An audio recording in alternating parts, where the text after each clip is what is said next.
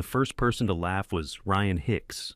It wasn't a loud laugh. He let out one short breath through his nose, then covered it by rubbing his mouth. That made Stephanie laugh too.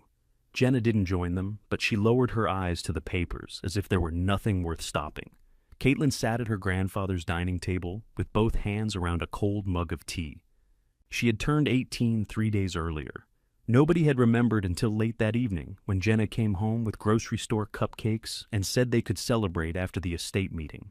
Now it was April 6th and Jenna was reading the last personal bequest. "To my granddaughter Caitlin Meyer," she said, "I leave my 4-harness floor loom, along with the tools, materials, furnishings, and other contents of my workshop at 214 Blaine Avenue." Ryan looked toward the ceiling. "So she gets the loom and whatever's in the workshop," he said. That was the joke line. Stephanie laughed harder this time. "Sorry," she said, though she plainly wasn't. "It just sounds like Grandpa left her his junk drawer." Caitlin looked at Jenna. The oldest sister usually corrected people when they crossed the line. She corrected how towels were folded, where shoes belonged, and whether a grocery receipt had been saved. But Jenna only squared the papers against the table. "The loom might be worth something," she said. Ryan leaned back in Alexander's chair. He had been using that chair since the funeral. Maybe a few $100s as salvage. Those things are enormous. You'd spend half of that moving it. Caitlin said nothing. She was watching the wet ring under her mug spread into the grain of the table. Her grandfather had made that table before any of them were born. He'd once told her that a bad joint complained every winter. The joints in his table had stayed quiet for more than 50 years. 3 weeks earlier, Alexander Meyer had still been sitting there every morning. He rose before sunrise, even after his knees made stairs difficult. Caitlin would hear his cane touch the hallway wall, then the slow turn of the kettle lid. By the time she came down, he usually had oatmeal on the stove and a dish towel over one shoulder. "You're burning it," she told him one morning. "I'm improving it. It's stuck to the pot. That's where the flavor gathers." She took the spoon from him while he pretended not to be relieved. His right hand had started trembling that winter. It bothered him most when he threaded a needle or tried to button his shirt. He never spoke about it directly. Alexander preferred practical problems because practical problems had tools. Caitlin knew which pills went beside his orange juice. She knew he hated the blue compression socks and would hide them behind the laundry hamper. She knew he could still carry a full conversation from one room while hearing almost none of the answer. Jenna handled his appointments and insurance forms. She kept a calendar on the refrigerator and called twice a day when she wasn't there. Stephanie came by when she needed something. Sometimes it was dinner, sometimes it was money, sometimes it was the truck. Each sister had loved him, but they had learned different ways of doing it. Jenna organized him. Stephanie charmed him. Caitlin stayed. Alexander had raised all three after David and Kayla Meyer died in a car accident. Jenna had been old enough to remember the police officer at the door. Stephanie remembered the funeral flowers. Caitlin mostly remembered what came after, Alexander kneeling to tie her shoes because nobody had shown her how to make the loops hold. The house changed as they grew older. Jenna moved out when she married Ryan. Stephanie left, returned, left again, and kept a key through every version of it. Caitlin's room remained at the end of the upstairs hall. It had a sloped ceiling, a narrow bed, and a window facing the Wasatch Mountains. She had believed it would remain hers for a while longer.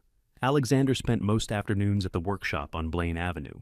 He'd worked there for over 5 decades, weaving rugs, table runners, wool blankets, and the heavy wall pieces that hung in hotel lobbies and church offices.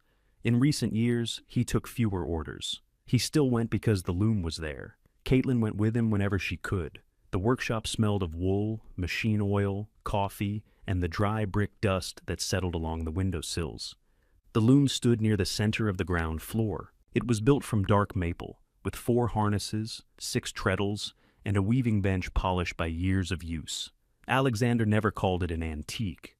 "Antique means people are afraid to touch it," he said. "This is a working loom." He taught Caitlin to wind a bobbin evenly. He taught her to watch the edges of the cloth. He showed her how one careless pull could narrow a whole section. "Don't fight the thread," he told her. "Find out what it's doing." Bradley Hansen, who owned the fiber shop next door, often came through the connecting doorway carrying boxes or complaining about suppliers. He had apprenticed under Alexander long before Caitlin was born. He knew which floorboard squeaked and which kettle had a loose handle. "You're teaching her all your bad habits," Bradley said once. "I saved the good ones for you." That explains a lot. Those afternoons were ordinary enough that Caitlin hadn't understood they were ending. On March 20th, she found Alexander at the kitchen table, with one hand resting beside his untouched oatmeal. The kettle was still warm. His reading glasses lay folded near the sugar bowl. She said, "Grandpa?" He didn't answer. After the ambulance left, Jenna arrived first. She came through the front door carrying her purse and phone, already asking where the medication list was. Stephanie arrived almost an hour later in Alexander's truck. She stood on the curb and cried with both hands over her face. Ryan took charge of phone calls. He spoke to the funeral home, the church office, and the estate attorney. By evening, people were bringing casseroles and foil pans.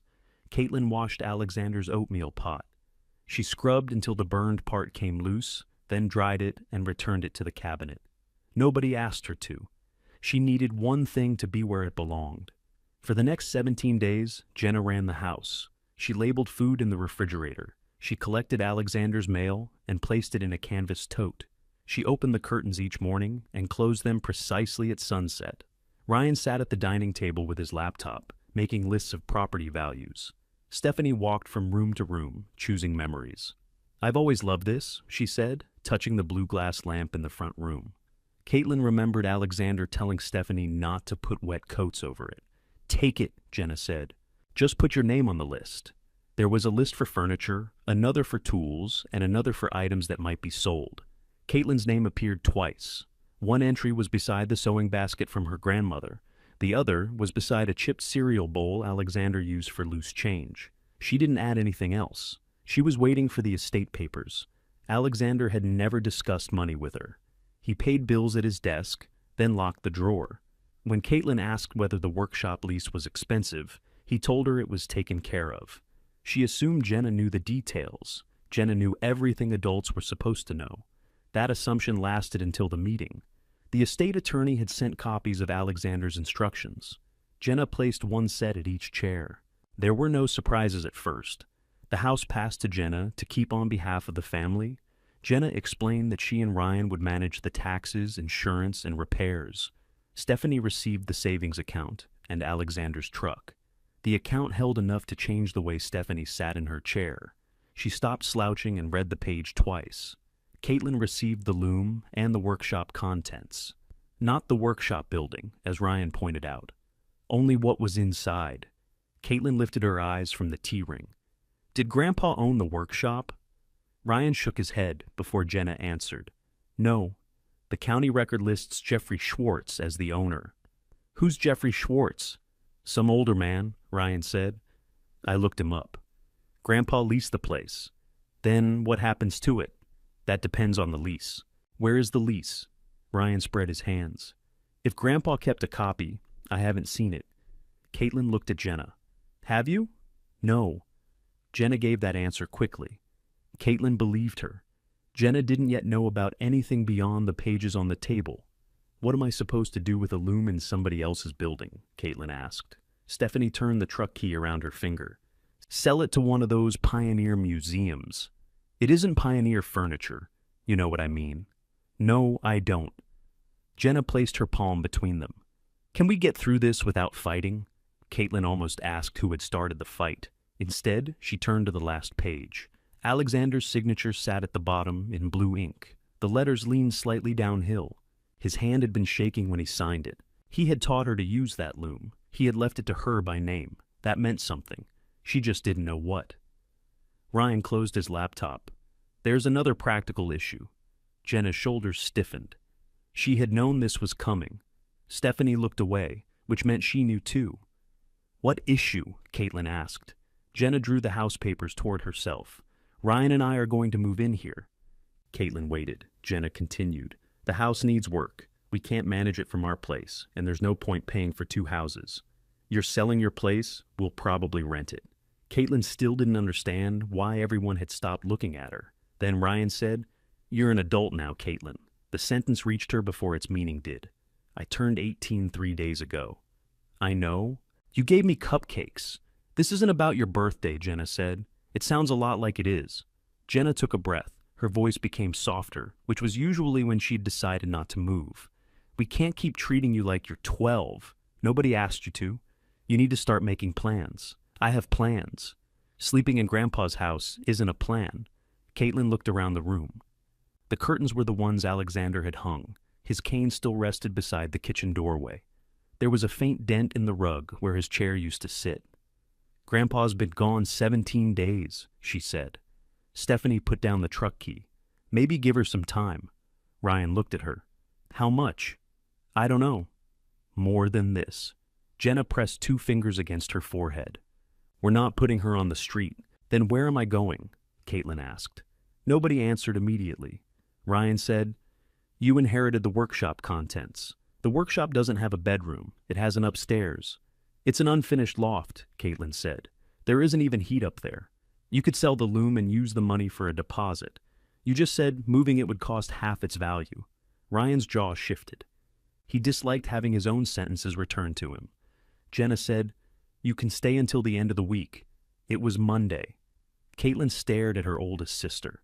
Jenna kept her gaze level, but beneath the table she was twisting her wedding ring. She believed she was doing something difficult and necessary. That belief made her harder to argue with. So Friday, Caitlin said. Saturday morning is fine. That's generous. Don't do that. Do what? Turn everything into proof that nobody loves you. The room went quiet. Caitlin pushed back her chair. The legs scraped across the floor. She wanted to tell Jenna that love shouldn't come with a 5-day notice. She wanted to ask Stephanie why the sister with Alexander's savings needed the truck too. She wanted to ask Ryan why he sat in Grandpa's chair while explaining that Grandpa's home no longer had room for her. What she said was, Where's the workshop key? Jenna looked toward the canvas tote of mail and documents. I think it's in Grandpa's desk. Caitlin went upstairs. The key hung inside the top drawer on a faded red tag. Written across it in Alexander's block letters were the words Blaine Front. She put it in her pocket. For the next 4 days, she packed while Jenna measured rooms. Ryan brought paint samples. He wanted warm white downstairs and gray upstairs. Stephanie came for the truck title and left with 2 boxes of clothes she'd stored in the basement. Caitlin packed 1 canvas bag. She took jeans, shirts, a sweater, socks, her phone charger, and the framed photograph from Alexander's workshop Christmas party. Bradley stood on one side of Alexander in that picture. Caitlin stood on the other, holding a crooked strip of red weaving she'd made during her first full day at the loom. She left the bedroom furniture. None of it would fit in the workshop, and Jenna had already put a green sticker on the dresser. On Friday night, Caitlin lay awake beneath the sloped ceiling. She listened to Ryan and Jenna talking in the room across the hall. She'll come around, Ryan said. She thinks I'm horrible. She's upset. She's always been sensitive. Caitlin pulled the blanket over her shoulder. Jenna hadn't been the one who sat beside Alexander during the long nights when his breathing sounded wrong. She hadn't watched him sleep in his chair because lying flat made him cough. She had handled forms, appointments, and funeral choices. Those things mattered. Caitlin knew they mattered, but Jenna had mistaken being responsible for being entitled to decide everything. The next morning, April 10th, Caitlin carried her bag downstairs. Jenna stood in the kitchen wearing slippers and an old university sweatshirt. For a moment, she looked like the sister who used to braid Caitlin's hair too tightly. You don't have to leave this early, Jenna said. You said Saturday morning. I meant later. Caitlin set Alexander's key on the table, then kept the workshop key. Jenna looked at the canvas bag. Is that everything? Everything I need. You can call me, I know. If the workshop is bad, come back. Caitlin waited for the rest. Jenna added, We'll figure something out for a few days. A few days. Not home. Caitlin nodded and walked out. Blaine Avenue was 4 blocks away. The morning was cold enough that her fingers hurt around the bag handles. She passed a laundromat, a tire shop, and a row of small brick buildings with painted signs left from businesses that had closed years earlier. The workshop sat at the middle of the block. 214 Blaine Avenue was a converted warehouse, 2 stories of dark red brick with tall ground floor windows. Meyer hand weaving was still painted across the glass in worn gold letters. The upper windows were cloudy with dust. Bradley's fiber shop stood next door. Its lights were off. Caitlin unlocked the workshop. The door dragged over the floor, then opened with a groan. Cold air met her inside. The room smelled stronger than she remembered. Dust covered the cutting table.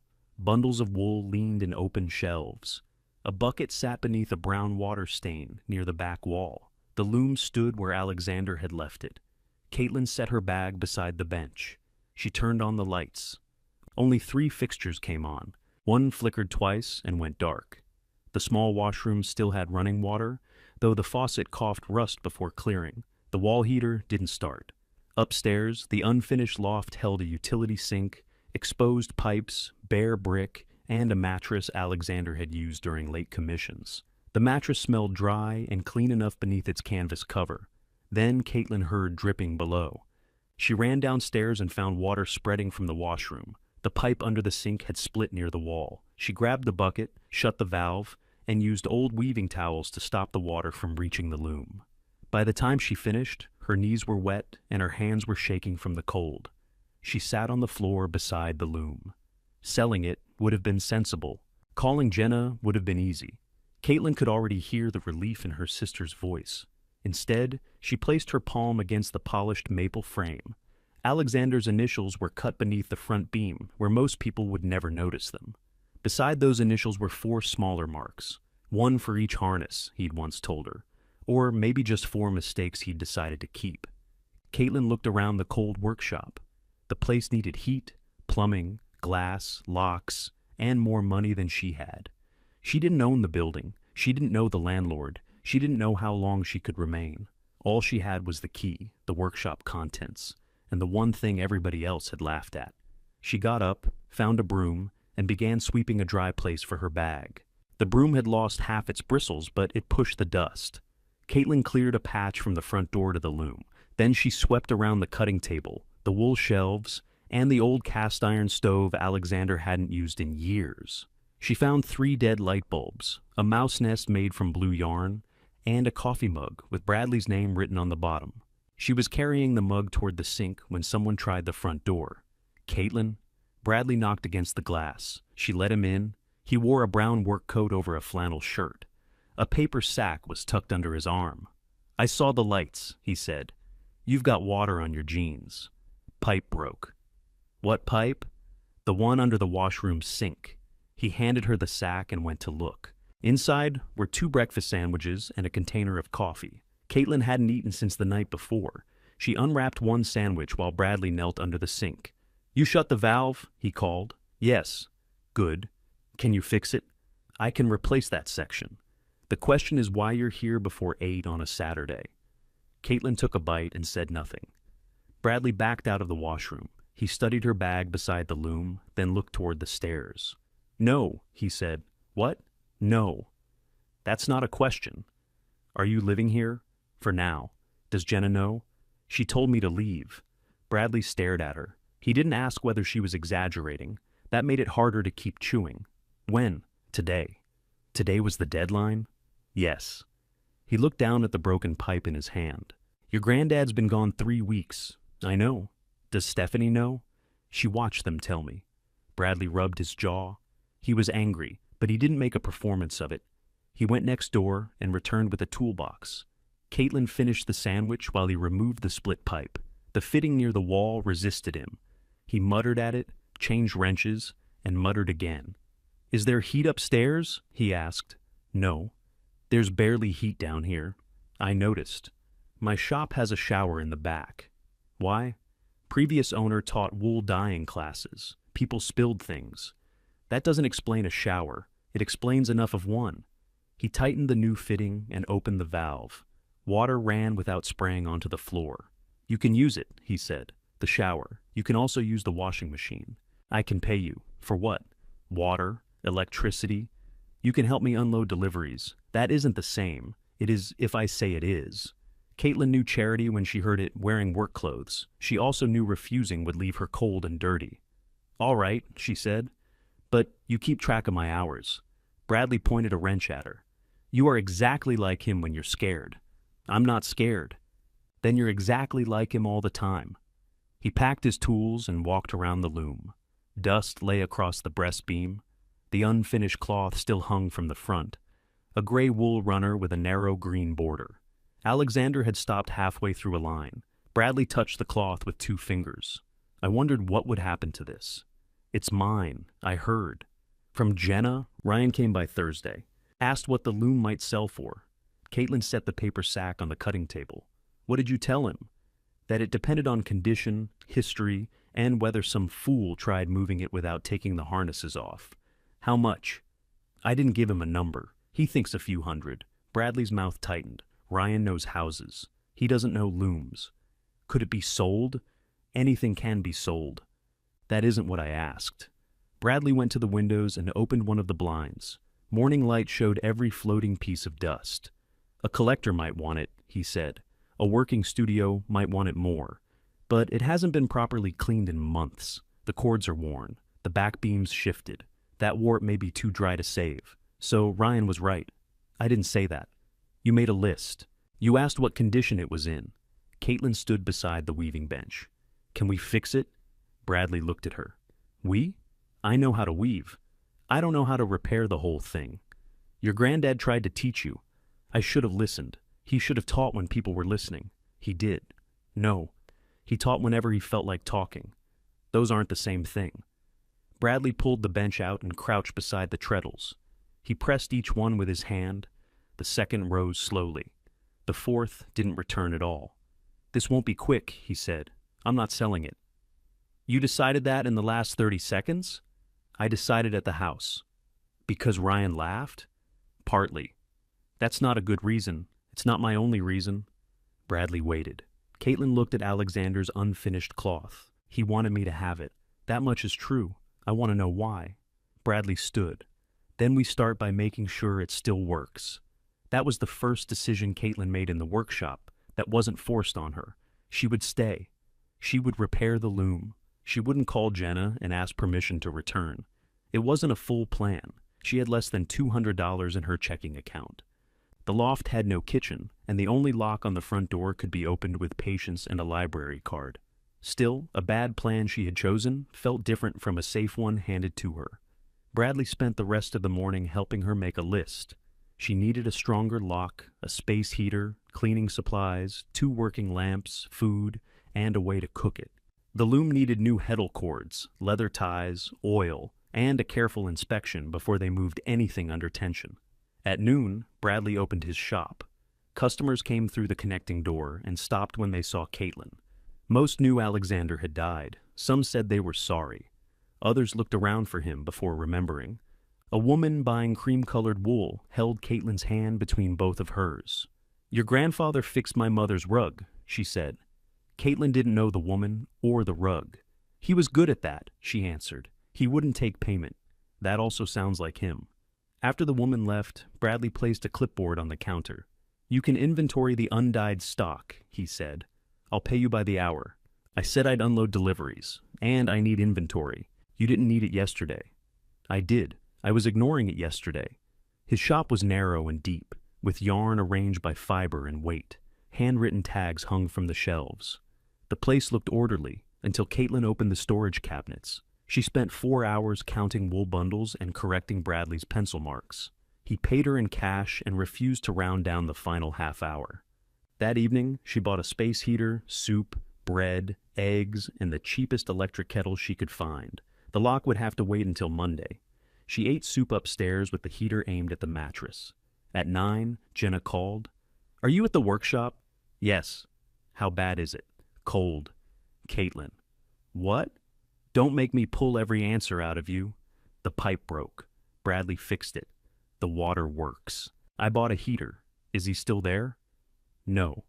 His shop closed at 6. Jenna was silent. You can come home tonight, she said. Ryan and I aren't trying to punish you. Caitlin balanced the phone against her shoulder and folded one of Alexander's old blankets. Can I move back into my room? We have already started clearing it. For what? An office?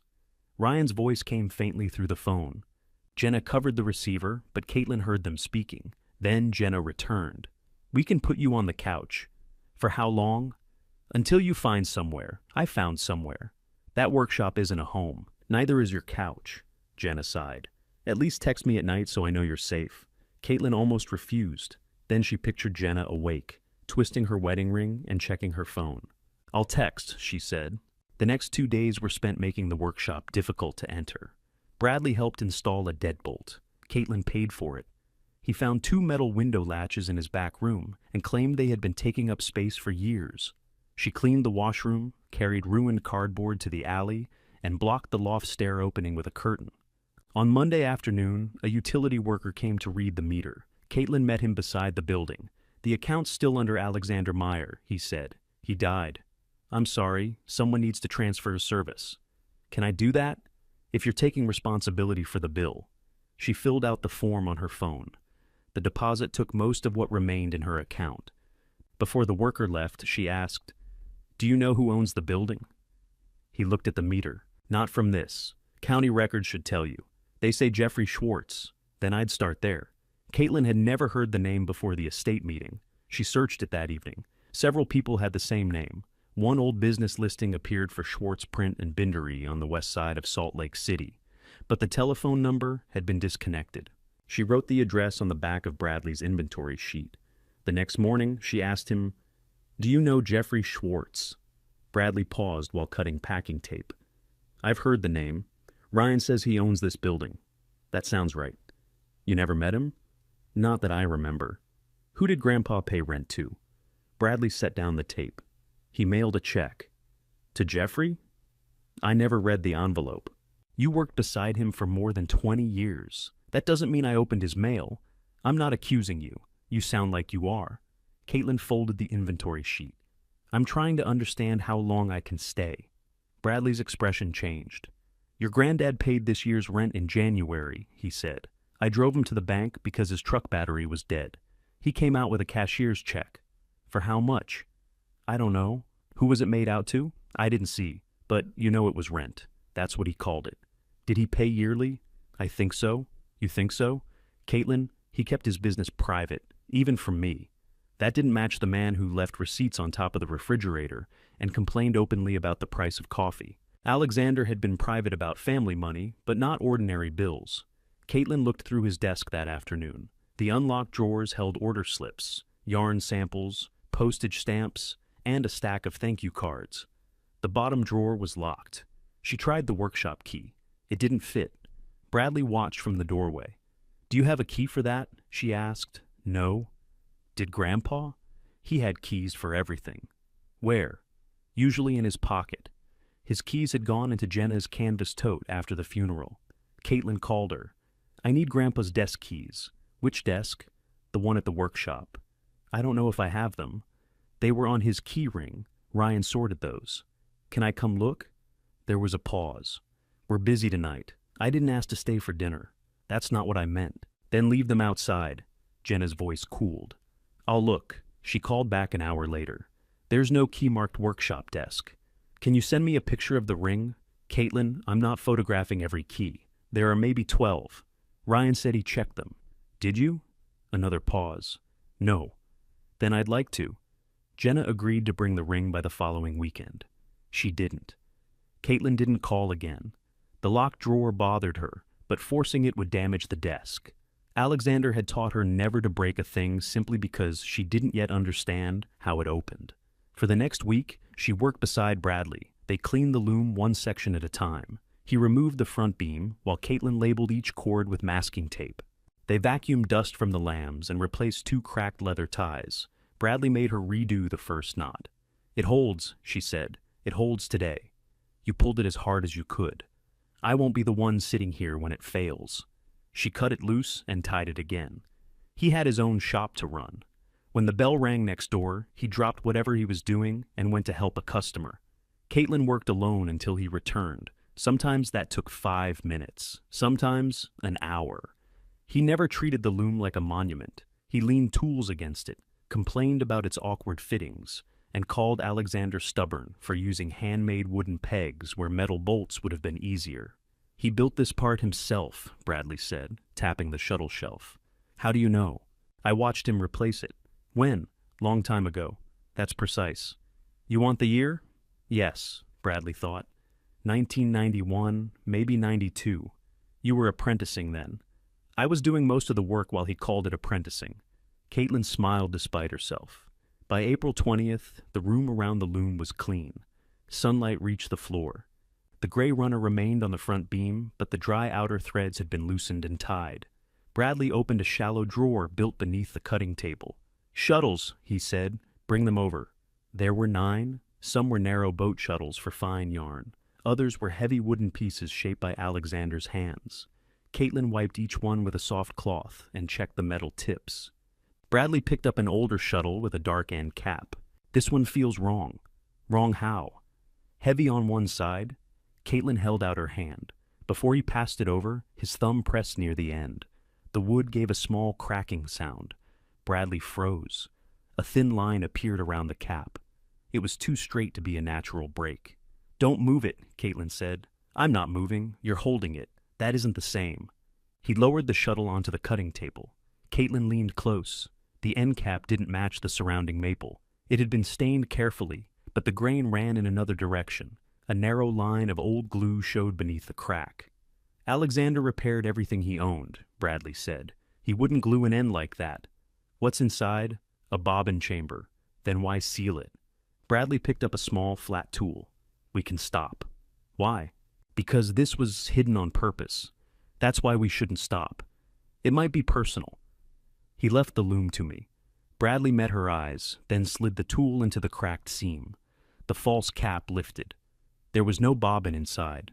A folded piece of paper filled the hollow chamber. Something metal shifted beneath it. Caitlin pulled out the paper. A small brass key dropped into her palm. The paper was folded 4 times. Her name was written on the outside. Caitlin. Alexander's handwriting shook more than it had on the estate papers. Bradley took 1 step back. "You read it," he said. She unfolded the page. "Caitlin, if this reached you, the loom stayed with the right person. Don't discuss this with the family until you understand it. Find Jeffrey Schwartz. Show him the key and tell him Alexander kept his word. The floor keeps the proof. Trust Bradley when the work gets heavy. He has earned that much." Grandpa Caitlin read it twice. Bradley stood very still across the table. "What does it say?" he asked. She turned the letter so he could see. When he reached his own name, he sat down. Caitlin closed her fingers around the brass key. It was small, old, and cut for a lock neither of them could identify. "Why hide this in a shuttle?" she asked. Bradley looked toward the loom, then at the locked desk drawer. "I don't know." "The floor keeps what proof?" "I don't know that either. But he thought you would." "No," Bradley said quietly. "He thought I'd help you look." Bradley read the sentence again. "He never said anything like that to me." "About the floor?" "About earning his trust." Caitlin folded the letter along its old creases. "Would he have meant it? That isn't the problem. What is? He knew he was leaving you something difficult." Bradley looked around the workshop. The concrete near the washroom had been poured in one broad slab, but the main work area was covered in thick wooden planks. Most were scratched and stained. Several had been patched over the years. Caitlin put the brass key and letter in her pocket. "We start with the floor, not tonight. It's barely 6. You haven't eaten since lunch. That doesn't change the floor. It changes how smart you'll be while pulling it apart." Bradley took a roll of painter's tape from the cutting table. He marked the false end cap and the cracked shuttle, then carried both into his shop. "Where are you going with that?" "To my safe. It's my shuttle, and people can see through these windows. I'll give it back in the morning." Caitlin followed him through the connecting doorway. His safe stood behind stacked cartons in the office. He placed the shuttle inside, then handed her a clear plastic sleeve. "Put the letter in there." "Why?" "Because your granddad hid it for a reason. We're not covering it in soup or dropping it down a drain." She slid the letter into the sleeve. "Take pictures too," Bradley said. "Every side, the key beside it." Caitlin did. She uploaded copies to an email account Jenna didn't know she had. Bradley watched without commenting. Then he locked the safe. They searched the floor the next morning. Bradley brought a rubber mallet from his shop. Caitlin carried chalk and a pad of paper. They started beside the front windows and worked toward the loom, tapping one plank at a time. Most gave the same dull answer. A few sounded higher because they rested near support beams. Bradley marked those with chalk. The work was slow. Shelving covered one wall, and heavy rolls of wool stood along another. They had to move everything, tap beneath it, then put it back. By noon, they had found 3 loose planks, and nothing under them except dust. Caitlin sat on an overturned bucket. The letter said, "The floor keeps the proof." It didn't say which part. Maybe it means another floor. The loft? We should check. The loft floor was unfinished plywood laid over old joists. Caitlin crawled from one end to the other, while Bradley watched for exposed nails. There were no hidden hinges, no panels, and no mark that matched the brass key. "What does the key fit?" she asked. "Something small. That's helpful. It won't fit a door. The shaft's too short. A box? Probably. Under a floor? Probably. You say probably when you mean you don't know." "I say it because I don't know." They returned downstairs. The loom covered a large section they hadn't tested. Its back legs stood close to the wall. The treadles hung low, leaving only a narrow space beneath them. Caitlin knelt and reached under. Her fingers touched dust, wool clippings, and the hard line of a plank. "Give me the mallet. You can't swing it under there. I can tap with it." Bradley handed it over. The first board sounded ordinary, so did the next. When she reached farther, her shoulder pressed against a treadle and lifted it. The harness cords pulled above her. "Stop," Bradley said. "I'm not hurting anything. You're under several 100 pounds of loom. It isn't going to fall. Alexander said that about a yarn shelf once. I spent an afternoon in urgent care." Caitlin backed out. "We need to move it." "No. You just said the proof might be under there." "I said probably." "How do we move it?" "We remove the cloth, release the warp, take off the beams and harnesses, label every connection, then we move the frame." "How long?" "If we do it properly, more than a day. Then we do it." Bradley pointed to the unfinished runner. "Once that comes off, your granddad's last piece is done. There's no putting it back under the same tension." Caitlin looked at the uneven edge where Alexander had stopped. She wanted the floor opened. She also wanted the runner left exactly as his hands had last touched it. Both wants had arrived at once, and neither made room for the other. "Not yet," she said. They covered the loom before opening Bradley's shop. For 3 days, Caitlin kept the letter to herself. She read it after closing. She studied the handwriting and wondered when Alexander had sealed it inside the shuttle. The wax on the paper smelled faintly of machine oil. One fold had darkened with age. Bradley searched his business files for Jeffrey Schwartz. He found invoices going back to the early 2000s, but no matching name. Alexander's old order books were less orderly. Some customers were listed by first name. Others appeared as addresses or notes, such as Blue Dining Room Woman. Caitlin searched public records on the computer at the city library. The county property page listed Jeffrey Schwartz as owner of the Blaine Avenue parcel. Tax notices went to a small house in the Liberty Wells neighborhood. The sale history showed no recent transfer. She wrote down the address. Bradley looked at it when she returned. "You're not going there alone. I went to the library alone. Libraries generally don't mind. He's 83. That doesn't mean he wants strangers at his house. My grandfather told me to find him, then write first." Caitlin bought a card at the drugstore. She wrote her phone number and a short message. "My name is Caitlin Meyer. Alexander Meyer was my grandfather. He left me a letter asking me to find you. I have a small brass key he said you would understand." She mailed it that afternoon. No answer came for 6 days. During that time, she repaired what she could without disturbing the unfinished cloth. Bradley showed her how to measure the harness cords before replacing them. She photographed every knot. He made her write the measurements in a notebook instead of trusting the pictures. "Phones disappear," he said. "So do notebooks. Not if you put them back." She worked in his shop for money. She cooked eggs on a single electric burner and learned that the loft warmed quickly when the afternoon sun reached the west wall. At night, it lost the heat almost at once. Jenna received a text every evening. "Safe. Going upstairs. Safe. Lock is working. Safe. Don't need anything." On the 4th night, Jenna replied, "You can say more than one sentence." Caitlin typed 3 different answers and deleted all of them. Finally, she wrote, "Working on Grandpa's loom." Jenna sent back a thumbs-up symbol. It felt worse than no answer. On April 27th, Ryan called. Caitlin was cleaning rust from a metal reed. She set it down before answering. "Your sister says you're still at the workshop," he said. "Yes. Have you decided what you want for the loom?" "It isn't for sale. I may know somebody who handles architectural antiques. It's a loom. They handle large decorative pieces, too.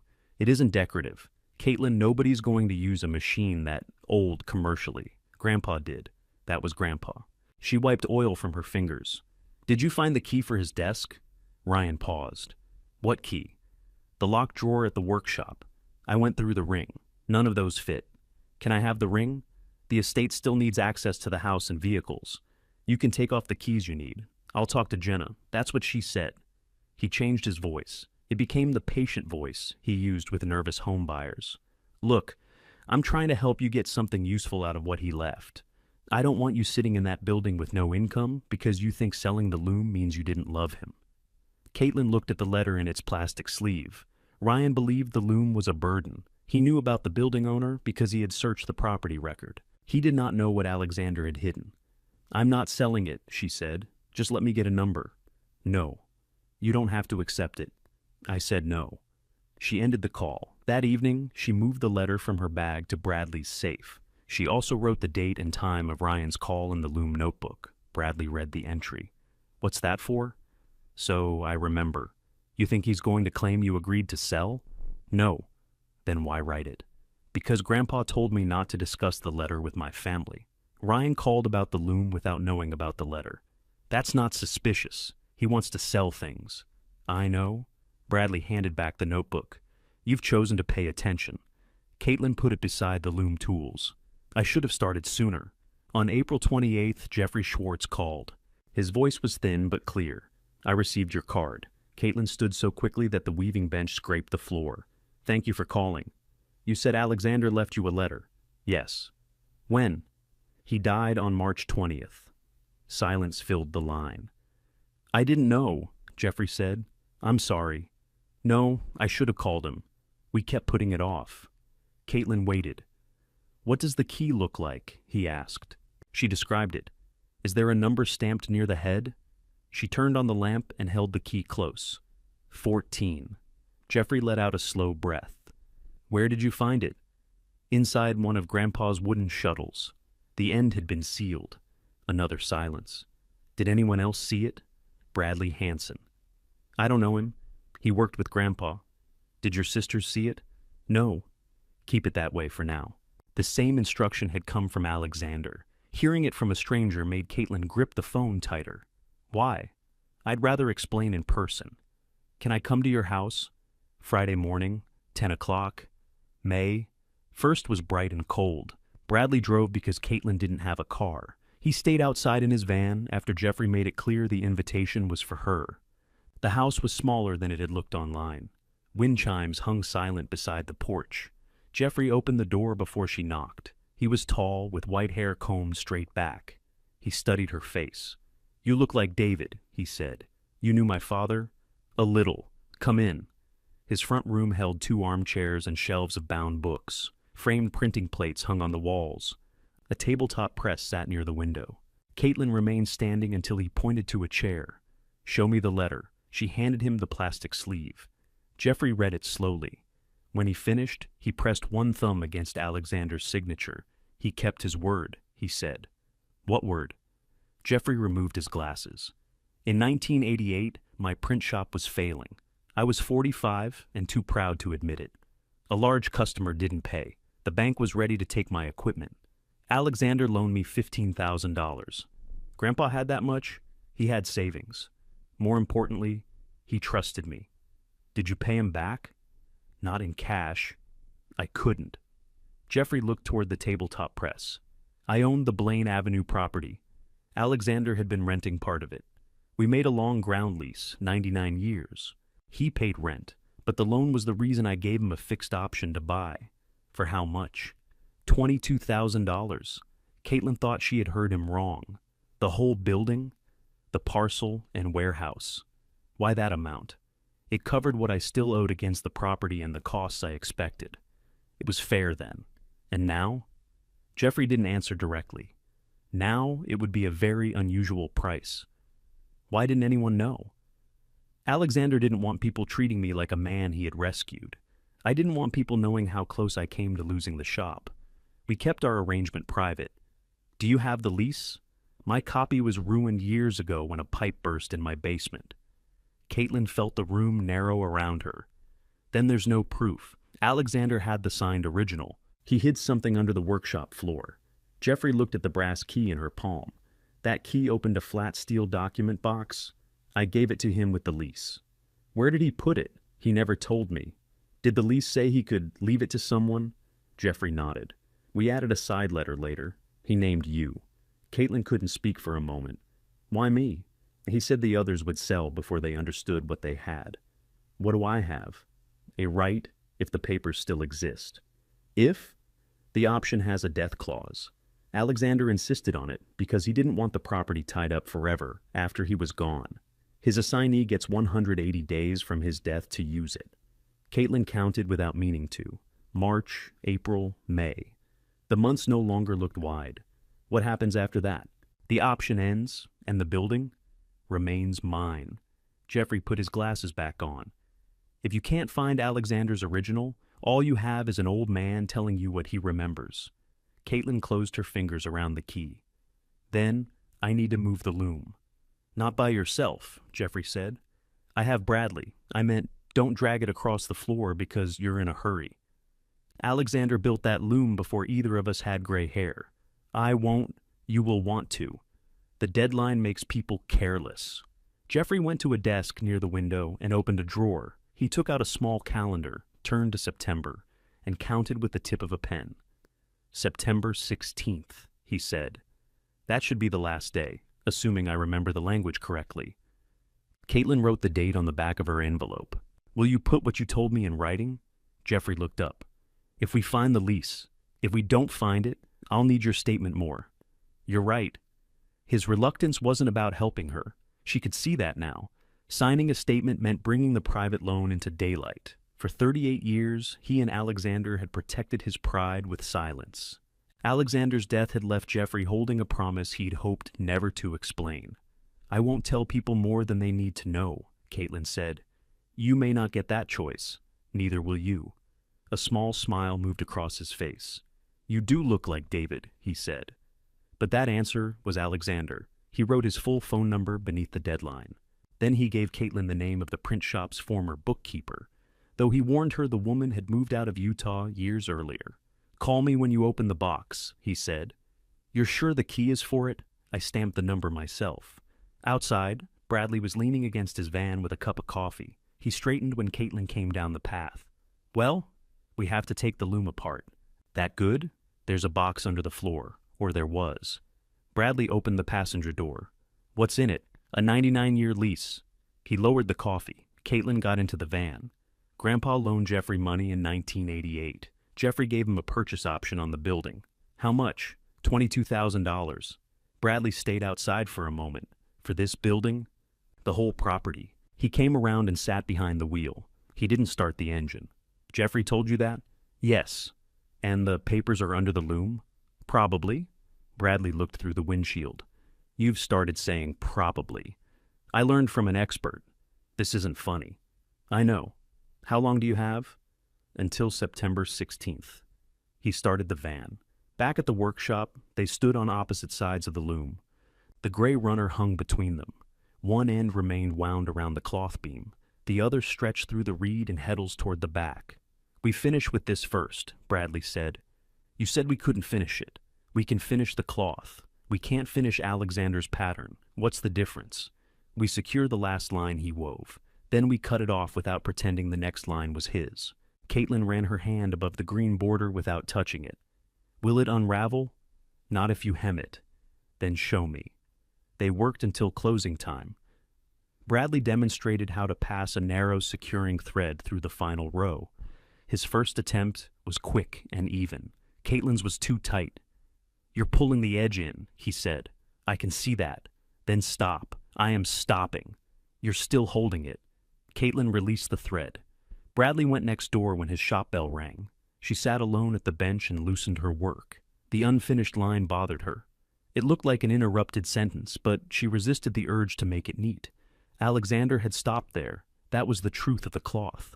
When Bradley returned, she tried again. This time, the edge stayed straight. They cut the runner from the loom late that afternoon. Caitlin folded it around a cardboard tube and wrapped it in clean cotton. She wrote Alexander's name and the date on a tag. You keeping it? Bradley asked. Yes. Good. They spent the following week preparing the loom to move. Every cord received a label. Every peg went into a numbered paper envelope. Caitlin photographed the harnesses from several angles. Bradley drew a diagram because he trusted pencil more than photographs. The back beam came off first. Its left pin had swollen inside the frame. Bradley pulled until his face reddened, then stopped. "Don't force it," Caitlin said. "I'm not. You're making the face." "What face?" "The one you made with the washroom pipe. That fitting deserved it." They rubbed wax around the pin and worked it free a little at a time. A delivery arrived next door before they could remove the second beam. Bradley left to check boxes and discovered that half his order of merino wool had been sent in the wrong weight. Caitlin heard his voice through the wall. "No, I didn't order that. I'm looking at the invoice. You're also looking at the invoice, which should make this easier." His shop wasn't a waiting room for her problem. Customers needed him. Bills still came. A weaving class scheduled for Thursday required 12 prepared kits, and he had assembled 4. Caitlin stopped work on the loom and went next door. "Give me the class list," she said. "I've got it. You've got 4 kits. I'll finish tonight." "You're helping me," I offered. "And I'm offering." He handed her the list. She spent the afternoon measuring yarn, labeling bags, and checking colors against the class instructions. Bradley dealt with the supplier. By 6, the kits were ready. The loom waited another day. The delay made Caitlin restless, but it also made the work safer. Each evening, she checked the date written in her notebook. September still seemed distant. Then she counted the days and felt it move closer. On May 6th, Jenna texted, "Are you coming for dinner Sunday?" Caitlin hadn't been inside the house since leaving. She pictured her room with Ryan's desk in it. "Working," she replied. "On a Sunday?" "Yes." Jenna waited 10 minutes. "You could bring Bradley." Caitlin showed him the message. "I have plans," he said. "What plans?" "Not going to Jenna's." She declined the invitation without an excuse. The next morning, they removed the harness frames. Caitlin held each one upright, while Bradley loosened the cords. Without them, the loom looked open and strangely light. They took off the breast beam, cloth beam, and treadle assembly. The main frame remained heavy enough that Bradley borrowed a furniture dolly from the hardware shop. "Where are we putting it?" Caitlin asked. "Near the front windows." "That's where the sun hits. For 2 days it'll survive." They wrapped the frame in moving blankets. Bradley guided the rear legs onto the dolly, while Caitlin steadied the front. It shifted less than an inch. "Stop," he said. "I did." "The right side is caught." Caitlin crouched. One wooden foot had settled into a shallow dent in the floor. That wasn't there before. It's been standing in the same place for years. They lifted again. The foot came free with a dry scrape. Beneath it, the wood was a different color. The loom rolled forward slowly. Caitlin walked backward, holding the front frame. Every small bump traveled through the maple into her hands. Bradley watched the dolly wheels and told her when to turn. They set it beside the windows. For the first time, the floor beneath the loom stood fully exposed. Dust outlined all 4 feet. Wool fibers had gathered beneath the treadles. 2 old bobbins lay near the wall, along with a bent coin and a pencil worn down to 3 inches. Caitlin swept carefully. A narrow plank ran across the space where the treadles had been. Unlike the other boards, it ended before reaching the wall. Its nail heads were filled with dark wax. Bradley crouched beside it. "That's been cut." Caitlin knelt across from him. "Recently?" "No." "Look at the edge." The wood had darkened with age. Fine dust filled the seam. She tapped it with the rubber mallet. The sound beneath it was hollow. Neither of them spoke. Bradley tapped the boards on both sides. They answered solidly. "This is it," Caitlin said. "Maybe. Now you're doing it on purpose." "Yes." They didn't open it then. Bradley had to teach his class, and Caitlin refused to lift the panel alone. She covered the cut plank with a piece of plywood, moved a table over it, and locked the front door before going upstairs. That night, she heard every sound in the building. The heater clicked off. Pipes moved inside the wall. A truck stopped in the alley, idled, then continued. At 2 in the morning, she went downstairs to check the lock. The table remained over the panel. She returned to the loft and slept with the brass key beneath her pillow. The next day, they moved the table. Bradley cleaned the wax from the first nail head with a narrow pick. It wasn't a nail at all. It was a wooden plug shaped to look like one.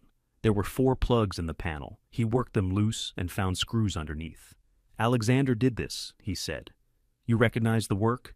"I recognize someone making a simple job complicated." They removed the screws. The panel still didn't lift. Caitlin pressed along the edges. One end moved slightly.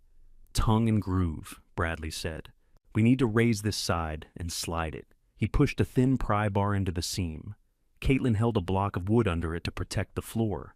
The plank rose a quarter inch, then stopped. Something's catching, she said. Bradley moved the bar farther down. The panel gave a soft crack. They both froze. That was the tongue, he said, not the board. Can it still go back? If we don't break anything else. They lifted together. Caitlin slid the panel toward her. Dust rose from the opening. Beneath it was a shallow space between two wooden supports. A flat steel box rested inside, wrapped in oilcloth. The number 14 was stamped beside its lock. Caitlin sat back on her heels. Bradley exhaled. I'll get the key. She stopped him. Wait. What? I need a minute. The box had been under her each time she sat at the loom. Alexander had known exactly where he was putting it.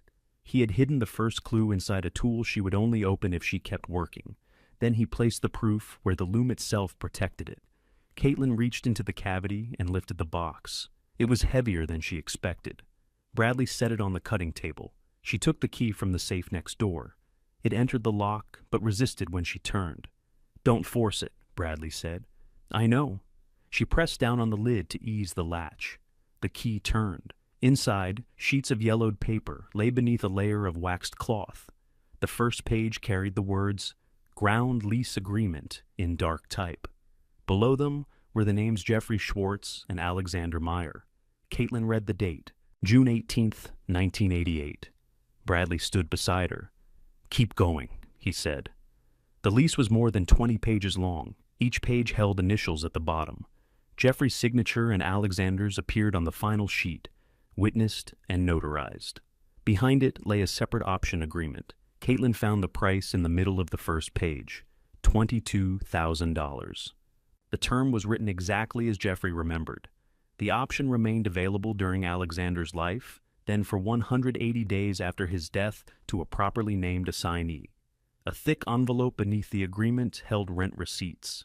They began in 1988 and continued year by year. Some were typed, others were handwritten. The most recent receipt was dated January 5th, 2026. Bradley picked it up. This is the cashier's check, he said. The day I drove him. The receipt covered the full year. He never missed one, Caitlin said. No. Bradley turned through the stack. He remembered some of the envelopes now. Alexander would place them beside his lunch, then walk to the mailbox at the end of the block. He had done it so regularly that Bradley stopped noticing. At the bottom of the box lay a white envelope with Caitlin's full name. Her hands shook when she opened it. The document inside was dated after her parents' deaths. Jeffrey and Alexander had both signed it. It identified Caitlin Meyer as the sole assignee of the purchase option if Alexander died without exercising it himself. A second page carried a short note in Alexander's handwriting. Caitlin, the building matters, but it is not the reason I chose you. You stayed long enough to learn what work leaves behind. If you use the option, keep a place here for people who make things with their hands. Bradley will tell you who needs that place. Do not sell because someone tells you the price is too large to refuse. First decide what you are keeping. Caitlin lowered the page. Bradley turned away and wiped his glasses on his shirt. He knew, Caitlin said. Knew what? That they'd try to sell it. Bradley put his glasses back on. He knew someone would. She read the side letter again. The family meeting had not left her with the least valuable thing. Alexander had left her a way to claim the workshop itself. The loom wasn't the inheritance people had laughed at. It was where he had hidden the path to the rest. But the building was still titled to Jeffrey. The lease had been out of sight for 38 years. Caitlin had $22,000 to find, and no idea whether the documents could still be enforced. She photographed every page before moving anything. Then she called Jeffrey. We found the box, she said. He was quiet for several seconds. Is the side letter there? Yes. And the receipts? All of them. Then Alexander did exactly what he said. Caitlin looked at the open floor beside the loom. What do I do now? Protect the originals, Jeffrey said. Then find someone who knows what those signatures can still accomplish. Caitlin wrote September 16th on a clean page in the notebook. Beneath it, she wrote $22,000. Then she drew a line under both. Bradley put the box in his safe, this time behind the shop's insurance papers. The runner went in with it. Caitlin kept the photographs in 3 places and carried the brass key on a cord beneath her shirt. She didn't tell Jenna, Stephanie, or Ryan what they had found. On May 25th, Jenna came to the workshop. She arrived without calling and stood outside with a grocery bag in each hand. Caitlin saw her through the front windows, but didn't unlock the door right away. Jenna lifted the bags. "I brought food." Caitlin let her in. Jenna wore fitted black pants and low heels. She stepped around a box of Shuttle cords as if it might stain her. "It smells better," she said. "Better than what?" "Than I expected." Caitlin locked the door behind her. The loom remained near the windows, partly disassembled. They had begun rebuilding the harnesses. The open floor panel had been replaced, but its edges were cleaner than the surrounding boards. Jenna noticed the empty space where the loom had stood. "What happened?" "We moved it." "Why?" "To repair it." "That looks like more than a repair." "It isn't." Jenna carried the groceries to the cutting table. She had brought milk, cheese, apples, sandwich meat, and a roasted chicken. They were the things she bought when she wanted help to look like an ordinary errand. "Where are you sleeping?" she asked. "Upstairs. Can I see?" Caitlin didn't answer immediately. Jenna's mouth tightened. "I'm not inspecting you. It sounds like you are. I want to know you're safe." Caitlin led her upstairs. The loft had changed. A second-hand dresser stood beside the mattress. Caitlin had hung 2 lamps and laid an old rug near the sink. A curtain separated the sleeping area from the stairs. The space was still rough, but it was clean. Jenna touched the exposed brick. "There could be mold in here." "There isn't." "You don't know that." Bradley checked. "Bradley sells yarn.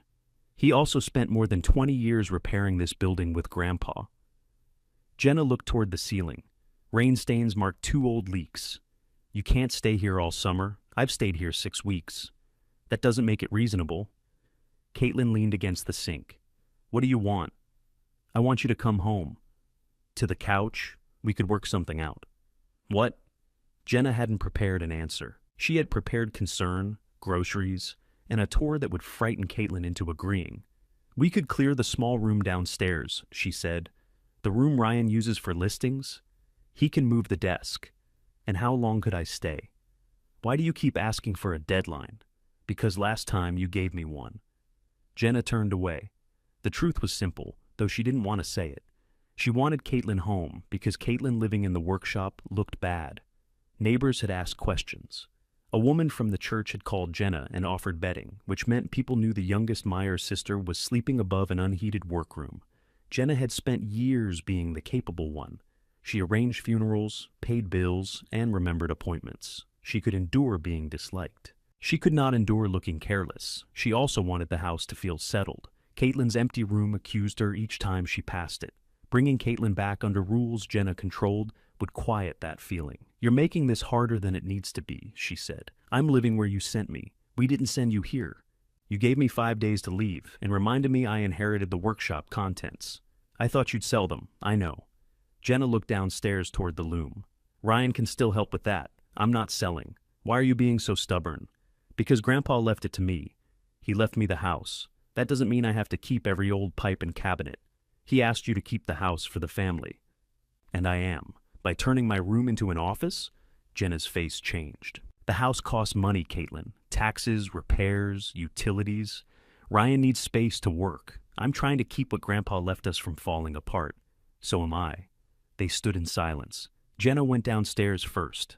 Before leaving, she arranged the groceries in the small refrigerator and threw away a container of eggs because the date had passed 2 days earlier. At the door, she said, "You don't have to prove anything by staying here." Caitlin held the door open. "I'm not staying for you." Jenna left without hugging her. Afterward, Caitlin checked the floor panel, Bradley's safe, and the upstairs windows. Nothing had been disturbed. Jenna's visit wasn't a search. She had known nothing when she arrived and learned nothing before she left. That mattered. On June 5th, a man in a navy jacket entered shortly after lunch. Bradley was helping a customer next door. Caitlin sat at the loom, reconnecting the second harness. The man waited until she tied off the cord. "Are you Caitlin Meyer?" "Yes, I'm Isaiah Carter." He gave her a business card. The company name meant nothing to her, but beneath it were the words, "Property Development and Adaptive Reuse." "What do you want?" To talk about this building. I don't own it. I know Jeffrey Schwartz is the record owner. I also know Alexander Meyer operated here for a long time. My grandfather died. I'm sorry, I met him once, years ago.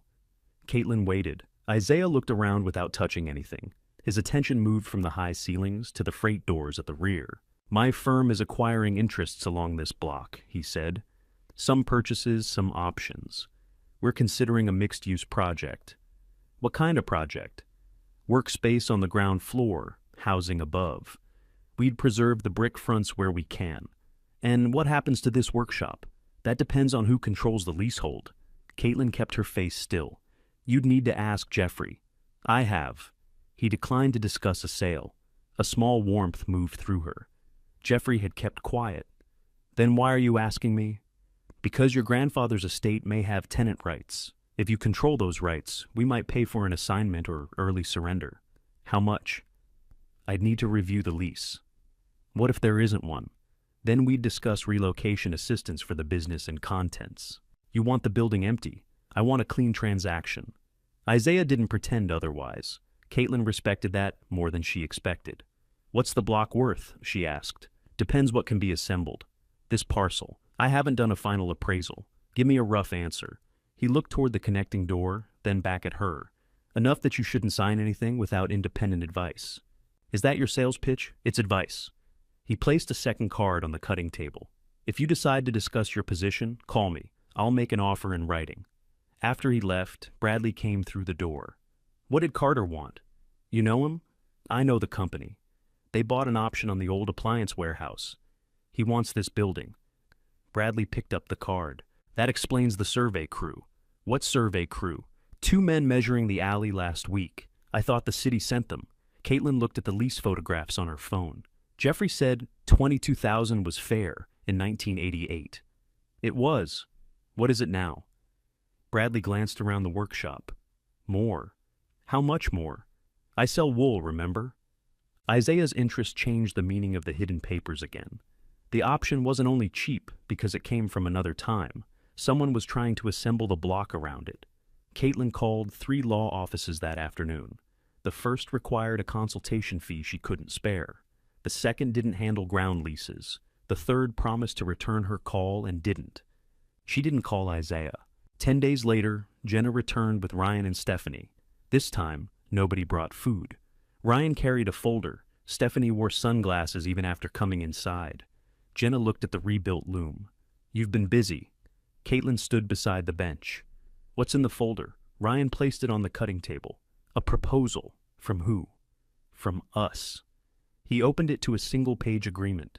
The first line offered Caitlin $15,000 for all inherited workshop contents, any business interest associated with Meyer handweaving, and her cooperation in vacating the building. Caitlin read it twice. Why do you want this now? It's a fair offer, Jenna said. It was worth a few $100s in April. The contents may have value together, Ryan said. What kind of value? Market interest has changed. Isaiah Carter? Ryan's eyes sharpened. He spoke to you? Yes. What did you tell him? That I don't own the building. Ryan relaxed slightly. He believed she knew nothing more. There are multiple groups looking at this block, he said. That's why timing matters. We can negotiate as a family instead of letting some developer take advantage of you. Who gets the workshop contents? We'd form a family holding company, Jenna said. With what shares? 1/3 each. There are 3 of you and 1 of me. Jenna glanced at Ryan. Ryan answered. Jenna and Stephanie would each hold a family share. I'd handle the transaction, for a commission, for professional compensation. Caitlin looked at Stephanie. You already got the savings. Stephanie removed her sunglasses. That has nothing to do with this. Then why are you here? Because Grandpa's business belonged to all of us. He didn't leave it to all of us. He wasn't thinking clearly at the end. Caitlin watched her twist the truck key around one finger, just as she had during the estate meeting. Stephanie needed the $15,000 more than anyone in the room knew. Alexander's savings had lasted less than 2 months. She had used part of it to catch up on the truck insurance, part to cover overdue credit cards, and most of the rest to silence a lender who called every morning. The debt remained. She had hidden it from Jenna because Jenna would ask for statements, dates, and explanations Stephanie couldn't bear to give. The workshop had become another door she hoped money might open. How much did Carter offer you? Ryan asked. Nothing. Did he ask about a lease? He asked who controlled it. Ryan glanced toward the desk. Caitlin moved between him and the locked drawer. He isn't interested in your loom, Ryan said. He's interested in clearing the property. If you wait, you could end up with nothing. Then why offer me $15,000 to keep this simple? For who? For everybody? No. Jenna stepped closer. Don't answer immediately. I just did. This is what you always do. You decide we're against you, then you stop listening. You threw me out and laughed at what Grandpa left me. Now someone wants the block and you're offering to take it back. I didn't laugh. You let them. Jenna flinched.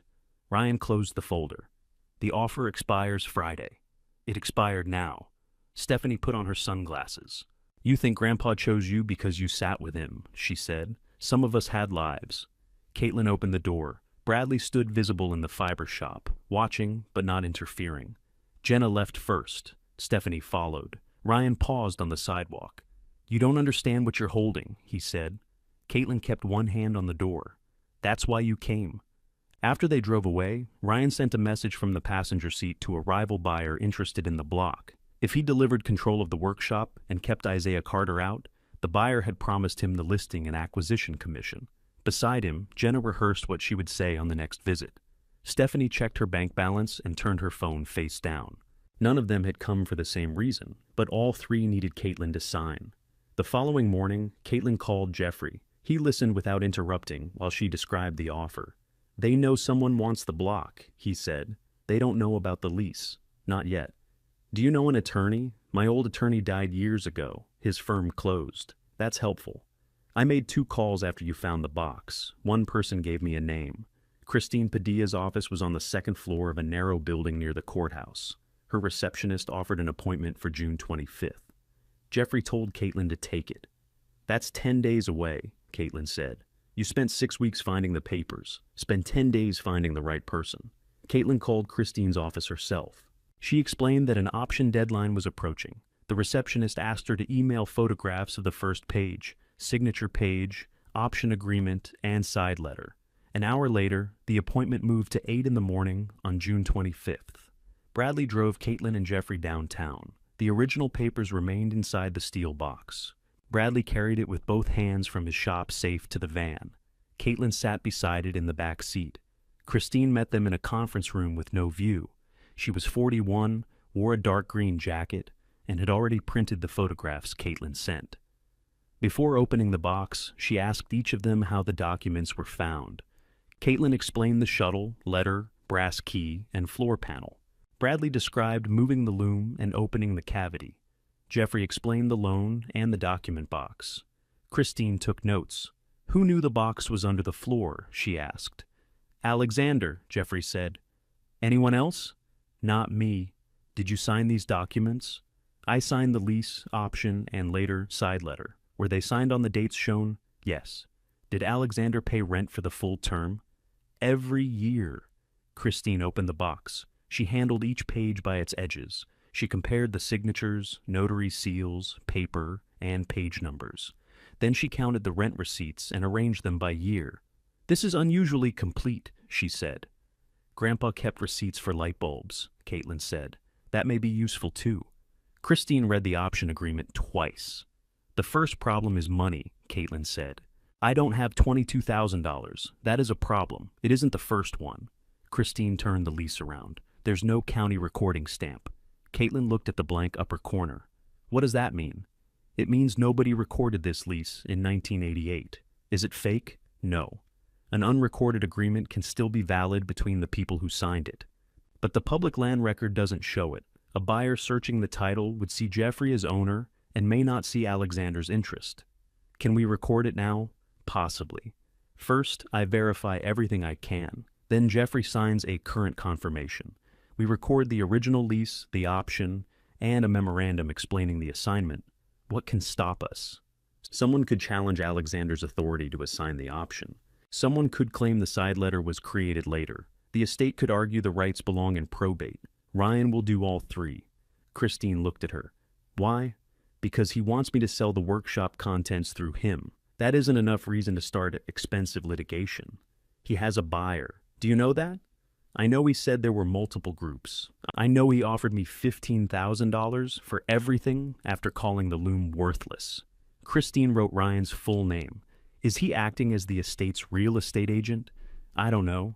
Is he the personal representative? Jenna handles the estate. We'll find out exactly what authority each person has. She read Alexander's handwritten note last. This part isn't legal proof of ownership, she said, but it helps explain intent. Can you help me? Yes. How much? Christine named a retainer larger than Caitlin's entire bank balance. Caitlin looked at Jeffrey, then Bradley. She didn't want either of them offering money in that room. I can't pay that. Christine closed the folder. I didn't expect you could. I take a smaller amount now. The rest can be paid through closing if the option succeeds. Why would you do that? Because the documents are strong enough to investigate, not strong enough to promise anything. Caitlin paid the smaller amount from her workshop wages. It left her with less than $50. Christine spent the next week checking the paper trail. The old notary commissions were still listed in state archives. The acknowledgement on the lease matched a valid commission from 1988. The print shop address matched old business registrations. Jeffrey's ownership traced cleanly through the county record. The property taxes were current. Alexander's workshop records showed continuous use of the building. Bradley supplied old invoices addressed to Meyer Handweaving at 214 Blaine Avenue. He found photographs from different years, order forms, utility statements, and class notices. Christine asked for evidence from every decade. Bradley filled 2 boxes. You saved all this? Caitlin asked. Your grandfather saved it. I failed to throw it away. They found a photograph of Alexander standing beside the Loom in 1993. A calendar hung behind him. Another showed Bradley carrying rolled rugs through the freight doors years later. You had hair, Caitlin said. I still have hair. Not like that. Focus on the address. The rent receipts matched Jeffrey's old bank deposits where records remained available. For later years, cashier's check copies matched the amounts and dates. On July 2nd, Christine called them back to her office. The signatures are consistent, she said. The notary acknowledgement checks out. The payment history supports the lease. Jeffrey's present statement confirms it. She placed an affidavit in front of him. It described the loan, the lease, the option, and his consent to Alexander naming Caitlin as assignee. Jeffrey read every line. You included the print shop debt, he said. We need the reason for the transaction. He held the pen without signing. Caitlin said, We can stop. Christine looked at her, but said nothing. If you don't want that part public, we find another way, Caitlin continued. Jeffrey shook his head. Alexander protected my pride long enough. He signed before Christine's notary. Christine then showed Caitlin a draft notice exercising the option. Not yet, she said. First we secure your position. Then we arrange funds and escrow. Can I borrow against the building? Once a title company accepts the lease and option, a lender may fund the purchase against the property's value. The price is low enough that it's possible, but no lender will touch it while ownership is disputed. She submitted the lease and supporting documents for recording that afternoon. She also sent formal notice to Jenna, as the person handling Alexander's estate, that Caitlin claimed the option as named assignee. Jenna called before dinner. What did you file? Caitlin sat at the Loom. You should talk to Christine. I'm talking to you. Then ask a question.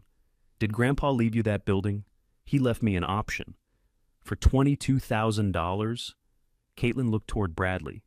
He had heard Jenna's voice from across the room. Yes. You knew this when we came with the offer. Yes. You let us sit there and look stupid. You offered to buy something you said was worthless. That's not an answer. It's the one I have. Jenna lowered her voice. Ryan says those papers may not be real. He hasn't seen them. He saw the filing notice. Then he saw Jeffrey signed a current statement. Jeffrey is 83. He knows what he signed. Caitlin, do not do anything else until we understand this. I already hired an attorney. You hired an attorney against your family? I hired one for me. Jenna ended the call.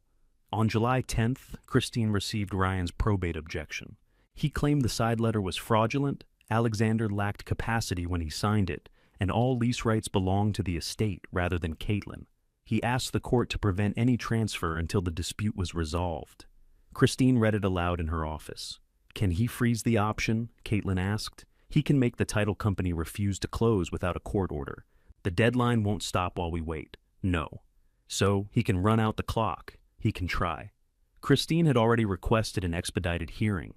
The first available final date was September 14th, 2 days before the option expired. Caitlin stared at the calendar. That's too close. It's close. It isn't too late. Ryan's objection gave Christine something useful. By claiming fraud, he had made the document history the central issue. Jeffrey's affidavit, the old notary record, the receipts, and Bradley's business files now answered the questions Ryan himself had raised. The county accepted the original lease for recording, subject to the pending dispute.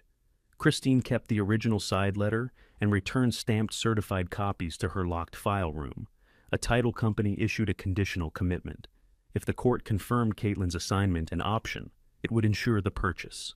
That was the first outside authority willing to put its name behind the papers. Caitlin still couldn't use the option, but it was no longer only a story told by Jeffrey and hidden beneath a loom. On August 1st, she woke just after 3 a.m. to glass breaking downstairs. She sat up and listened. A drawer opened. Something struck the floor. Caitlin called Bradley before moving. "Someone's inside," she whispered. "Lock the loft door. I'm coming through my shop." She heard the connecting door rattle below. A flashlight moved across the workshop ceiling. Then Bradley's voice came through the wall. "I called the police. Leave now." The flashlight went dark. Footsteps crossed the floor. The rear door slammed. By the time Caitlin reached the bottom of the stairs, Bradley stood inside, holding a heavy wooden dowel. Cold air entered through a broken rear window. The cutting table drawers had been emptied. Alexander's desk had been forced open. Papers covered the floor.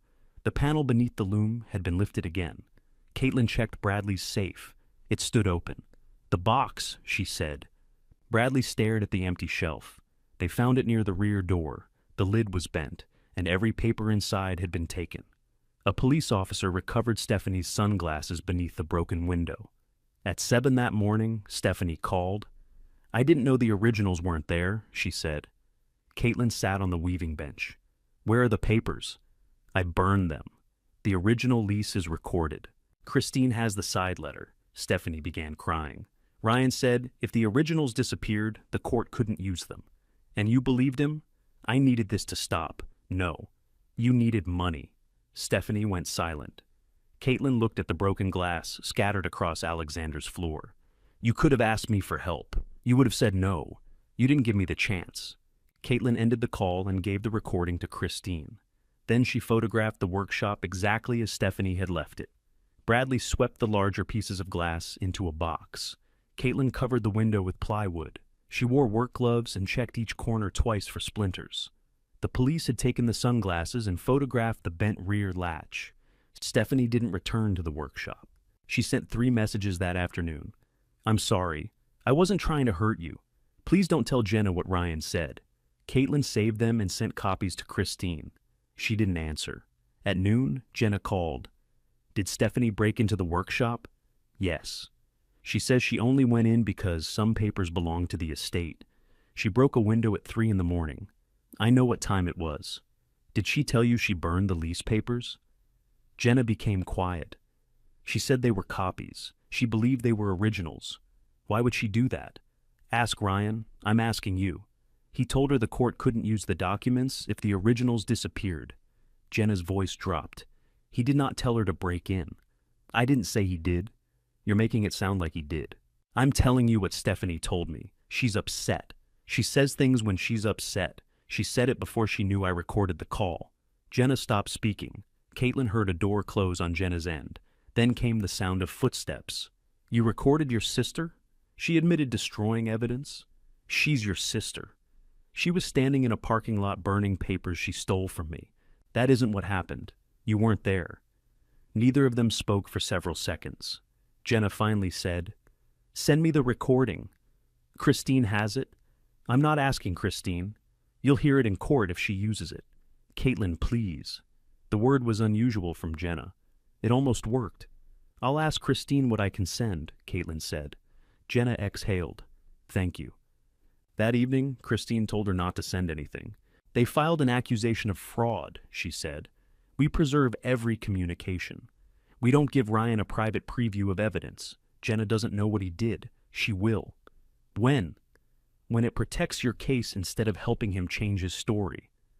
Caitlin disliked the answer. She also understood it. The rear window was replaced 2 days later. Bradley paid the installer, then added the amount to a page titled, Caitlin's Running Argument with Money. "You made that up," she said. "I keep excellent records. I'm paying you back." That's the argument. They repaired the desk, but left the damaged drawer front. The marks from the pry bar remained around the lock. Caitlin returned the floor panel and screwed it down. The steel box went into Christine's file room, empty except for photographs and a copy of Alexander's first letter. The original letter and brass key moved to a bank document box opened through Christine's office. The Loom stayed near the front windows. They had nearly completed the rebuild when the rear harness began catching. Caitlin wanted to loosen all 4 cords. Bradley told her to adjust one at a time. "If you change everything, you won't know what fixed it. That could take hours." "Yes, it's one harness. It's 4 connected harnesses." Caitlin sat beneath the frame and adjusted the first cord. The harness still caught. She moved to the second. By late afternoon, it rose smoothly. Working on the Loom gave her hands something exact to do while the court date approached. The documents were real. The county had accepted the lease for recording. The title company had given a conditional commitment. None of that stopped Ryan from saying fraud in every filing. His objection claimed Jeffrey was confused. The side letter had been created after Alexander's death, and Bradley had helped Caitlin build a false hiding place beneath the floor. Bradley read that sentence twice. "He thinks we cut a 30-year-old plank and filled the seam with old dust. He says the photographs prove only that a box was there. He saw this floor in June. He says we could have prepared it before then." Bradley placed the filing on the cutting table. "I'd like 5 minutes with him. To explain tongue-and-groove flooring, that would be one topic." Christine told Bradley not to contact Ryan. She requested the phone records, brokerage communications, and every document supporting his claim that the lease was false. Ryan produced almost nothing about the lease. Instead, he submitted an opinion from a real estate contact, stating that a purchase price of $22,000 was too low to be credible. Christine read it at her desk. "Price isn't proof of fraud," she said. "That was the point of an option. It fixed the amount in advance. Will the judge understand that? I'll explain it in ordinary English." On August 12th, Ryan filed a request for a temporary order, blocking Caitlin from sending an exercise notice before the final hearing. The court scheduled the request for August 20th. "It's public?" Caitlin asked. "Court hearings are generally open." "Will Jeffrey have to testify?" "Not unless Ryan calls him." "Save his full testimony for September. Then what happens on the 20th? Ryan explains why he believes an emergency order is necessary. And we show the lease? No more than we need to." Caitlin looked at Christine. "You want him to keep talking?" "I want him to state his position where he can't later pretend he meant something else." The courtroom on August 20th was smaller than Caitlin expected. It held 4 rows of wooden benches, 2 counsel tables, and a raised desk for the judge. Bradley sat behind Caitlin. Jeffrey sat beside him in a gray suit he hadn't worn since closing his print shop. Isaiah took a seat near the back after Christine asked him to attend. Jenna and Stephanie entered through separate doors. Stephanie sat at the far end of the second row. She didn't look toward Caitlin. Ryan arrived last, carrying 2 binders. He wore a dark suit and walked directly to the front table. Jenna followed him. He believed the hearing was simple. The option deadline gave him the pressure. The low purchase price gave him the appearance of wrongdoing. If the judge froze the exercise, the title company would remain unwilling to close. Time would do what argument might not. Ryan had prepared a statement about protecting Alexander's true intentions. He had not prepared to explain his own. When the judge entered, everyone stood. The first questions went to Ryan. "You filed the request for temporary restraint?" the judge asked. "Yes." "Are you represented by counsel?" "No." "I'm appearing regarding my objection and as a real estate professional familiar with the property issues.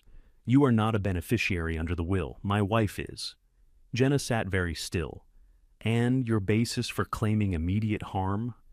Ryan opened his binder. "The petitioner is attempting to take a property worth millions for $22,000 using documents that appeared after Alexander Meyer's death." Caitlin looked at Christine. Christine didn't move. Ryan continued. "The supposed landlord is an elderly man who admits he has no copy of this lease. The only other witness is a shop owner whose business benefits if the building remains in its current use. Bradley shifted behind Caitlin. The hidden box was allegedly discovered by those same interested parties, Ryan said. No neutral person witnessed it. The side letter naming Caitlin was never disclosed to the family, the estate attorney, or the county. The judge asked, "Are you alleging Ms. Meyer created the documents?" "I believe she participated in presenting fraudulent documents." "Participated how?" Ryan glanced toward Caitlin. She knew the estate plan. She was dissatisfied with what she received. Then a document appeared giving her a property interest worth far more than all other estate assets combined. Caitlin's hands rested flat on the table. She wanted to turn around and see Jenna's face. She didn't. "Are you alleging Jeffrey Schwartz committed fraud?" the judge asked. "Yes." Jeffrey lowered his eyes. Ryan had said it publicly now. He hadn't softened it with concern or called it a misunderstanding. He had accused Caitlin of helping invent a lease and Jeffrey of lying about the agreement he made with Alexander. Christine still said nothing. The judge looked toward her. "Ms. Padilla will respond after Mr. Hicks finishes." Ryan seemed surprised. He returned to his binder and described the building's potential value. He spoke about redevelopment interest, the unusual option price, and the urgency created by the September deadline. The court should prevent any exercise until the estate determines who truly owns the leasehold rights, he said. "Does the estate have a buyer?" the judge asked. Ryan hesitated. "We've received interest. Who is we?" "The family." "Has an offer been made?" "A preliminary one." "By whom?" Ryan named the rival development group. Isaiah leaned forward in the back row. Christine wrote one line on her pad and slid it to Caitlin. "Let him finish," the judge asked. "Do you have a professional relationship with that buyer?" "I've discussed the property with them. That wasn't my question." Ryan adjusted his tie. "They may retain me if a transaction occurs." Jenna turned toward him. The judge said, "Do you have a commission agreement?" "Not a signed final agreement." Christine stood. "Your Honor, may I ask that Mr. Hicks be sworn before he continues making factual representations?" The judge looked at Ryan. "Any objection?" Ryan couldn't object without weakening everything he had just said. "No." A clerk administered the oath. Christine remained standing. "Mr. Hicks, when did you first contact the competing buyer? Early June?" Before or after offering Caitlin $15,000 for the workshop contents? Ryan looked at his binder. Around the same time. Before or after? Before. Jenna's lips parted. "Had the buyer discussed paying you a commission?" "They discussed normal brokerage terms." "What terms?" "A percentage if I secured the site, not merely introduced it." Ryan paused. "Secured it." Meaning control of Caitlin's inherited business assets and any leasehold interest. That was one possible route. "Did you disclose that financial interest when you asked her to sign?" "I told her I would receive professional compensation." After she asked. I don't remember the exact wording.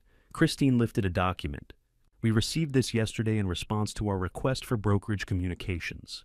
It's an email you sent on June 12th. Would you like to read the highlighted sentence?" Ryan took the page. His face changed slightly. "Read it aloud," the judge said. Ryan cleared his throat. "Once I have my wife and her sisters aligned, I can deliver the workshop position without Carter involved. Commission payable on acquisition." Isaiah sat back. Jenna stared at Ryan. Stephanie removed her sunglasses and held them in her lap. Christine asked, "Were the sisters aligned?" "No." "Which sister refused?" "Caitlin. And 3 days later, you offered her $15,000. It was a family offer. Funded by whom?"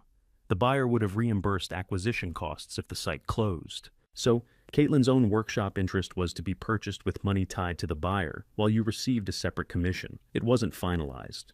But that was the arrangement you proposed." Ryan looked at the judge.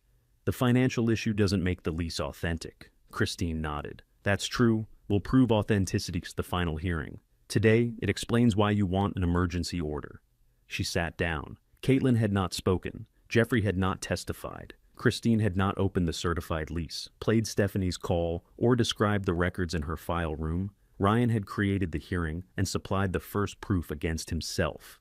The judge denied the broad order Ryan requested. The court did issue a narrower instruction that no transfer could close before the September hearing, something the title company already required. Then the judge looked directly at Ryan.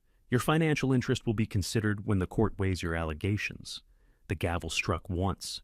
In the hallway, Jenna caught up with Ryan. You told me there was no agreement. There wasn't a signed agreement. You used us to get a commission. I was trying to increase what the family received. By having Caitlin sign away something you said didn't exist? Ryan lowered his voice. Not here. Jenna looked around the public hallway. That's why you chose here, she said. You thought she'd be the one embarrassed. Caitlin walked past them with Christine. She didn't stop. Outside, Jeffrey sat on a stone bench while Bradley brought the van around. He called me a liar, Jeffrey said. I know. I'll answer him in September. Christine handed Caitlin the final hearing notice. September 14th, 9 in the morning. Now we prepare everything, she said. September 14th arrived with rain against the courthouse windows. Christine laid the recorded lease on the evidence table. The county stamp appeared across the first page. Beside it were the option agreement, Jeffrey's current confirmation, and the signed side letter naming Caitlin. Jeffrey testified first. Christine asked, "Why did Alexander Meyer give you $15,000 in 1988? To keep my print shop open. And what did you give him? A 99-year ground lease and the right to purchase the Blaine Avenue property for $22,000. Did he pay the required rent? Every year. Did you agree that Caitlin Meyer would become his assignee? Yes." Ryan asked whether Jeffrey's memory was reliable. Jeffrey looked directly at him. "I remember the man who saved my business. I remember what I signed. I also remember stamping the number 14 on the key." Bradley described the workshop's continuous use.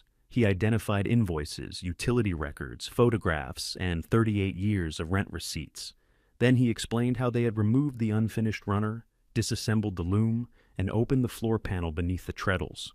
Ryan said, "You benefit if Caitlin keeps the property. My shop benefits if the building remains," Bradley answered. "That doesn't change where the box was." Isaiah took the witness chair last. He explained that his firm had been acquiring options along Blaine Avenue. When he first approached Caitlin, he knew Jeffrey held record title. He did not know about Alexander's fixed price option. Christine handed him the appraisal.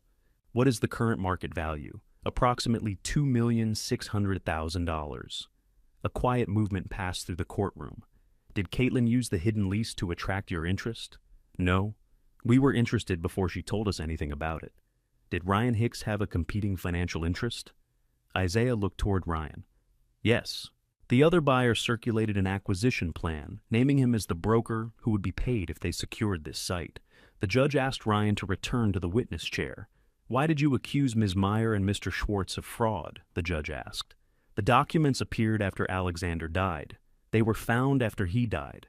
The notary records, papers, signatures, and receipts all predate his death." Ryan shifted in his chair. "I believed the estate was being deprived of value. While you expected a commission from another buyer, I was trying to arrange a family transaction. Did you disclose that commission before asking Caitlin to transfer her rights?" "Not fully." The answer remained in the room.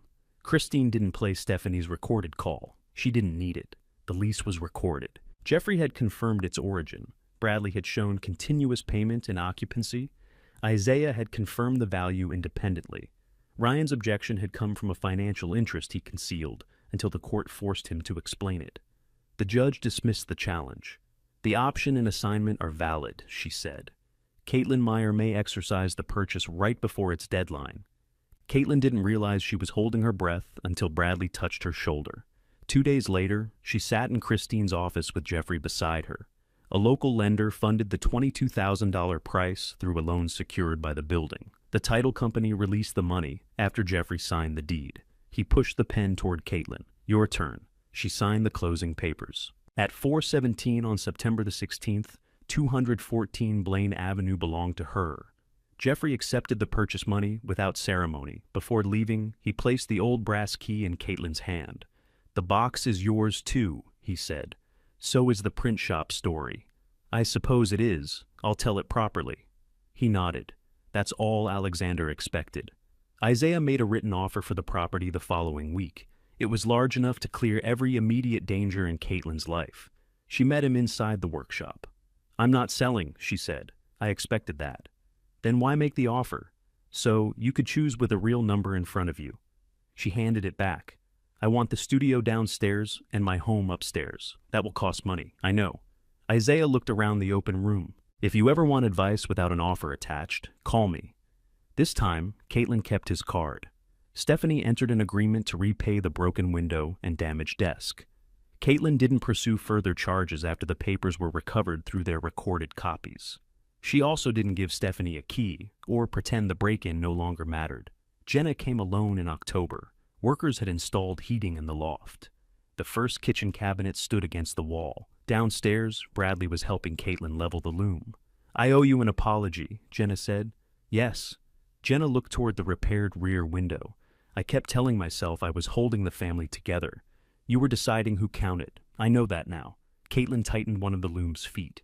I'm not moving back. I didn't come to ask. You can visit. You call first. Jenna nodded. And Ryan doesn't handle anything connected to this building. I understand. It wasn't forgiveness. It was a boundary both of them could recognize. Jenna stayed long enough to help carry empty boxes from the loft. Then she left before dinner. The restoration took months of ordinary work. Bradley moved part of his class schedule through the connecting doorway. Caitlin repaired the long cutting table and installed shelves low enough for people to reach without asking. Jeffrey donated a tabletop press for making labels and workshop cards. The gray runner became the first piece displayed on the wall.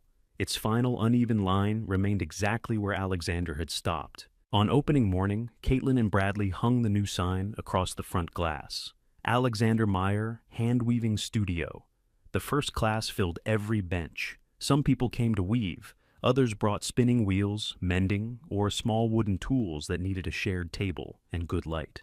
Bradley showed Caitlin an email from a neighborhood newsletter. Its proposed subject line read, "Thrown out at 18 by her sisters, she kept Grandpa's loom. Its hollow shuttle held a loft lease." That's terrible, he said. It's accurate enough. Loft lease isn't a legal term. Tell them the studio opened. They can leave my sisters out of the headline. He changed the subject line before replying. If stories about young people rebuilding a life after family betrayal matter to you, subscribe and return for the next inheritance story.